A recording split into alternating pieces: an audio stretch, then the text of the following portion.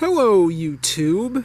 Happy Memorial Day and happy Thursday on this beautiful late May evening here in North Potomac, Maryland under the Pepco power lines and beside the Pepco power line trail. Our nice local mountain biking trail, horseback riding trail, hiking trail that follows these power lines from Germantown all the way south to the Muddy Branch Greenway, which you can see in the distance. Today I'm excited to share with you that with a 21-mile late afternoon ride, I have officially passed 1,000 miles ridden on my venerable 1981 Panasonic Sport 1000 road bike. I never thought I'd ride so far and enjoy riding so much a bike that I got along with $75 for the 1983 Peugeot P8 that I sold and that I featured in prior videos on the channel. Indeed, when I got this, it had chrome steel rims. It didn't feel all that good, and I hadn't modified it with some of these practical accessories like a bottle holder, like fenders, and like the rear rack. When I got this, it had a set of original chrome steel rims. They were Araya 27 by 1¼ inch rims that are standard. Super solid, but really heavy. Don't stop worth what in the rain. And the rear wheel had this very strange Shimano free hub system that I had difficulty finding details about. Fortunately, along with a bunch of other parts that I got from my friend John Anderson in Northern Virginia, I got a set of 27 by 1¼ inch alloy rims and already had these nice Kenda puncture protection tires that also now have proven super solid, inflated up to 90 psi, riding more than 1,000 miles now. It must have been stored super well, probably indoors, which is why they haven't dry rotted and fallen apart by now. It's amazing to me that I've been able to ride 3 metric centuries now on this bike, including a 66-mile round trip ride to Memorial Day weekend barbecue that a friend of mine in Columbia, Maryland had on Sunday. I was able to make it there in about 2 hours. I think I averaged about 16.5 miles an hour going. Another couple hours coming back. Again, I never expect to ride that fast on a hefty bike like this. Indeed, that 21-mile ride I mentioned, I averaged 17.3 miles an hour, which is really surprising to me considering I was going through a pretty dense suburban area. I made a loop around North Potomac and Rockville, following the Maryland 28 unprotected bike lanes, on the north side of North Potomac, and then the Millennium Trail, paved trail that forms a kind of bicycle beltway around Rockville, Maryland. I then took Trevilla Road on the way back home on the south side of North Potomac, and the north side of snooty Potomac proper.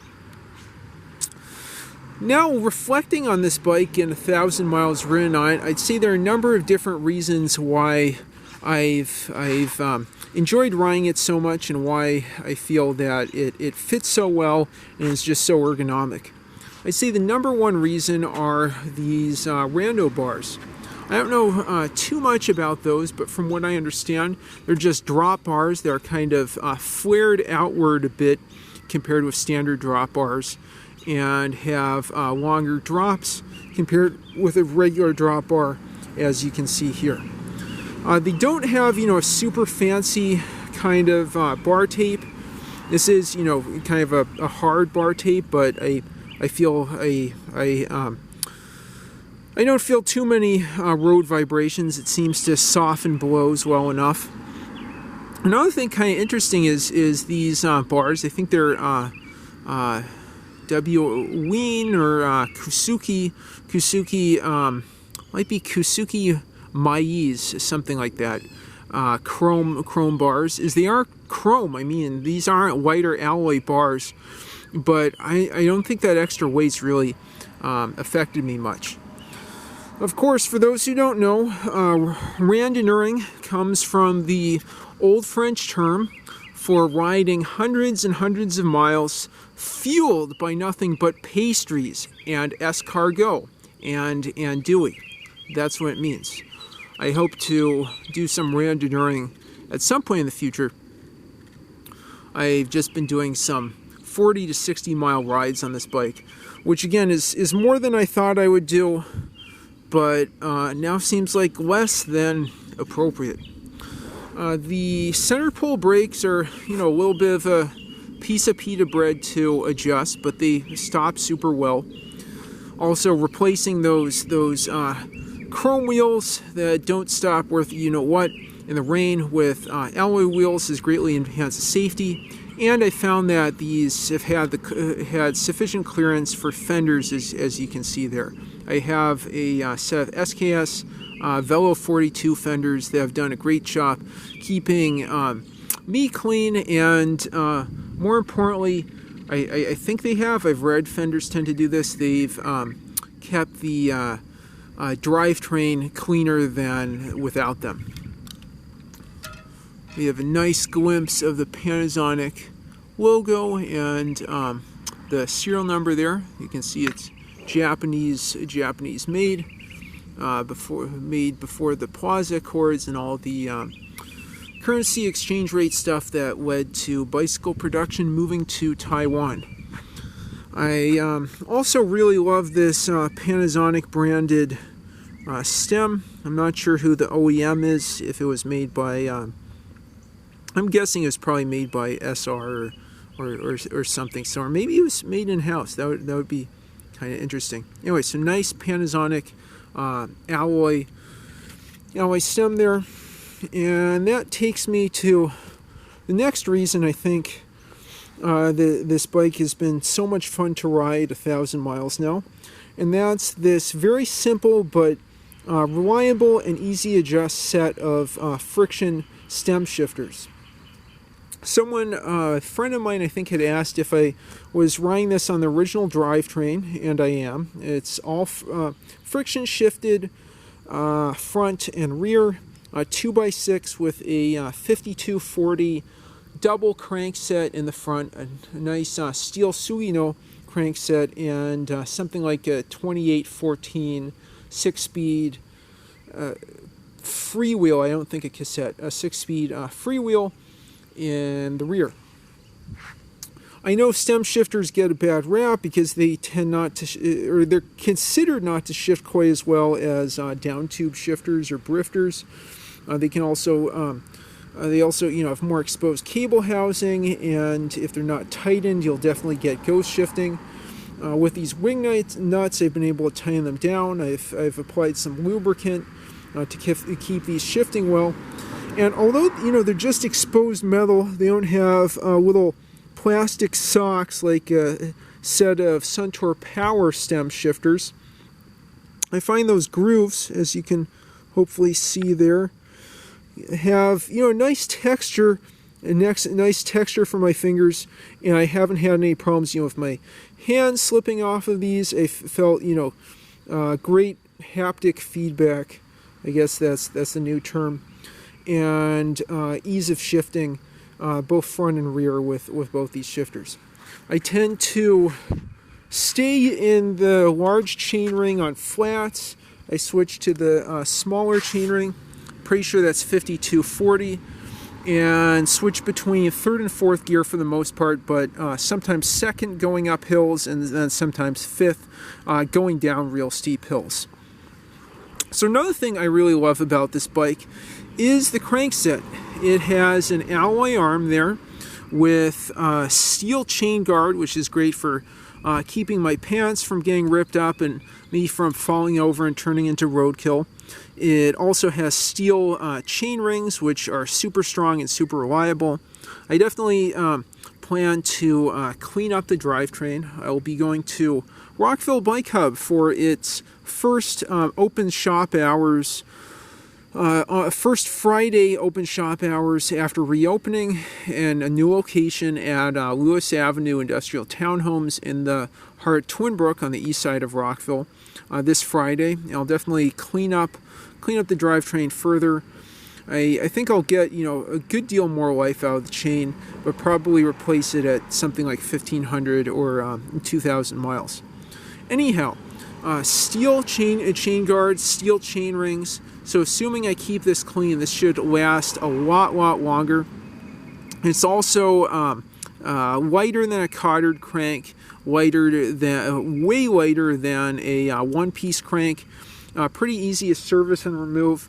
I've repacked the bomb bracket with some kiwi blueberry flavor marine grease that stayed great in the rain, and I hope to take these cranks and use something like steel wool or aluminum just to get that little bit of rust off. You can see there Sugino. Really, I've always had good experiences with Sugino cranks. Proto, I think it's DZF something is the model number, but anyways, really fantastic cranks. Also, pretty pedestrian set of Shimano derailleurs.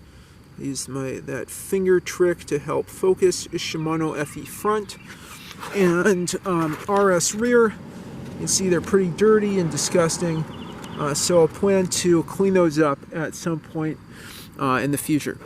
Okay, so I think the last thing I'll talk about that makes me really love this bike is the seat that came with it. Is just, this semi-soft Schwinn seat, but that's been just the surface that you need in a place like this with roads with lots of potholes and broken up pavement. I have ridden this on a lot of rustic roads that are nicer than you'd think, but you definitely want a little bit of squish, but not a lot of squish. For a while, I didn't feel like this bike fit all that well, but then I just moved the saddle forward. I think it was half an inch or so, and that gave me, the proper, almost extended but not completely extended extension of my arms down to the bars, and that's really helped with climbing hills. So one other thing I'll mention is you'll see that I've flipped the panniers compared with before. One viewer noted that I had the panniers on backwards. I definitely did. Now, if you look at the butt of the bike, you can see that those reflective stripes are pointed backwards, which is great for safety. And although I didn't have any issues with heel kick to the panniers before, you can see the clearance is even better now. These are really fantastic panniers. I believe they were $20 or $25, including shipping. New in box, they're still in the original packaging. I rode my Sport 1000 30 miles Saturday, including a trip to the grocery store, in which I probably filled these panniers both with 15 pounds or so of groceries. I might be exaggerating, but it was quite a lot. These were filled all the way to the top and pushed out, and had no problems with anything bouncing around or even reducing my speed all that much. So that's another thing. As I posted in the Beautifully Practical Steel Bikes group on Facebook, this bike is beautiful, it's practical, it's steel, and it's bicycle. It's definitely all those things. So anyway, that's a quick look at my Panasonic Sport 1000 after riding it more than 1,000 miles. I truly love this bike. It fits so well. I'm able to ride it at over 16 miles an hour average, over 20, 30, 40, 50 miles, even though it is a straight gauge gas pipe, high tensile steel frame that, despite that, is simply but beautifully lugged, as you can see there on the seat post collar and up at the front. Thanks for joining me on this look at my Panasonic Sport 1000 after riding it a millennium. the Sport 1000th mile, pun intended. Thanks so much for watching. If you have any thoughts, comments, questions, or suggestions, leave them in the comments down below. And if you like what you see, please like and subscribe as always. Thanks so much for watching. Have a great one.